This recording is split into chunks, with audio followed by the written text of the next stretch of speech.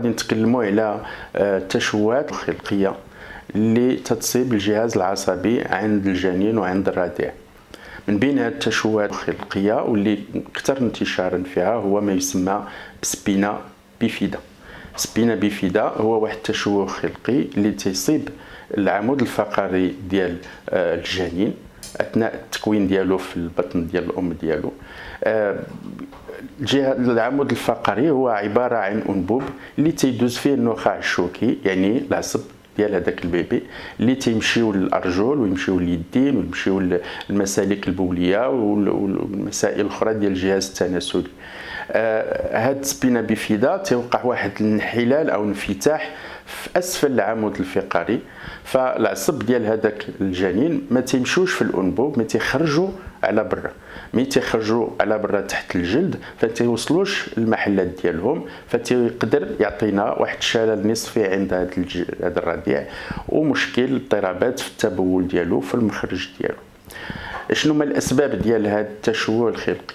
ما كاينش شي سبب معين بحد ذاته، ولكن كاينين ملاحظات في الدراسات الكثيره اللي جرات على هذا التشوه الخلقي.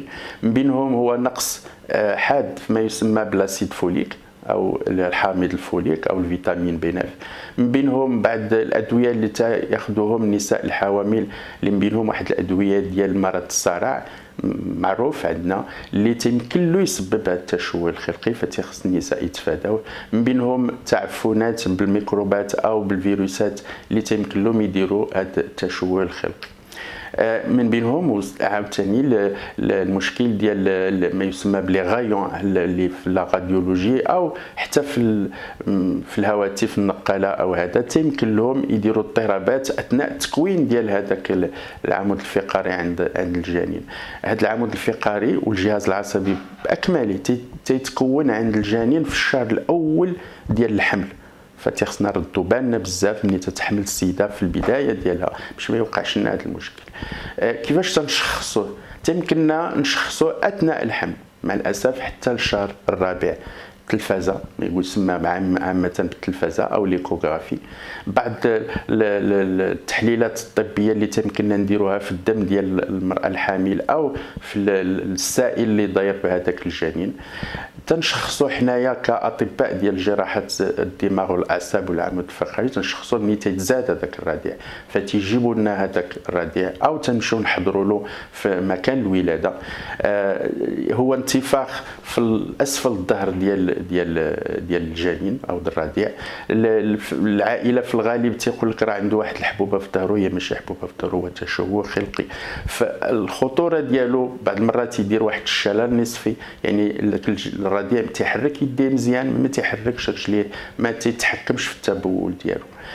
تيخصنا في القاعه ديال الولاده نغطيو هذاك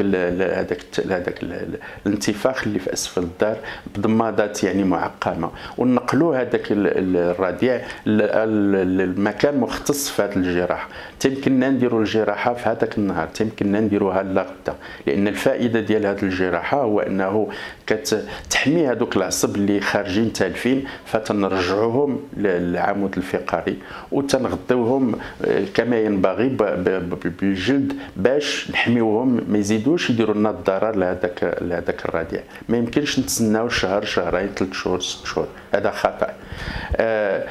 من بعد تمكننا نتبعوا هذاك الرضيع يعني مع الاسف بعض الحالات طول حياته، لانه غادي يدير مشاكل ديال الرجلين، غادي يدير مشاكل ديال التبول. فكاين اطباء مختصين اللي تيتبعوا هذه الحالات، ولا تبعناه مزيان وعالجناه مزيان فتعطي نتائج مزيانه. فعندنا اطفال اللي مثلا دوزوا البكالوريا ديالهم ومازال متبعين الدراسه ديالهم، يمكن له يعيشوا حياتهم يعني عاديه.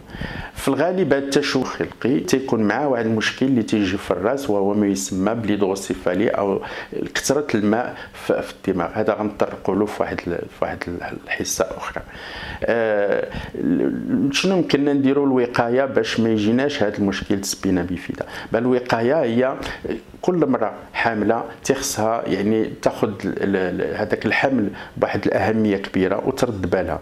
ترد بالها ما خصهاش اي سخانه جاتها تخصها تعرض راسها على الطبيب المختص في تتبع الولاده باش ينصحها وكل شنو دير. تخصها ما تمشيش ترافق العائله ديالها او الاصدقاء ديالها المكان الراديو باش يديروا راديو او يديروا لنا اشعه الراديو يمكن لها تسبب هذا التشوه الخلقي وهي باقا ما عارفاش راسها بانه حامل. تخصها يعني ناخذوا واحد سوبليمون ديال لاسيد فوليك باش نحاولوا نتفاداو هذا التشوه الخلقي، وخاصه عند النساء اللي في العائله ديالهم كاين حالات ديال هذا السبينه بيفيدا، لان كاين واحد الجانب وراثي حتى هو موجود في هذا التشوه الخلقي. وهذا لاسيد فوليك ما تناخذوش ملي تلقاو راسنا حاملين وعندنا 4 شهور، لا تناخذوه قبل من نبغيو نحملوا. الا باغي نحمل انا في شهر، حنا في شهر نوفمبر، نحمل في شهر اكتوبر، شهر ديسمبر، فتيخصني ناخذ الدواء من دابا واحد الشهر قبل الحمل وواحد شهرين حتى 3 شهور من بعد الحمل بواحد الاعبار اللي تيحددوا الطبيب المختص في تتبع الحمل عند النساء.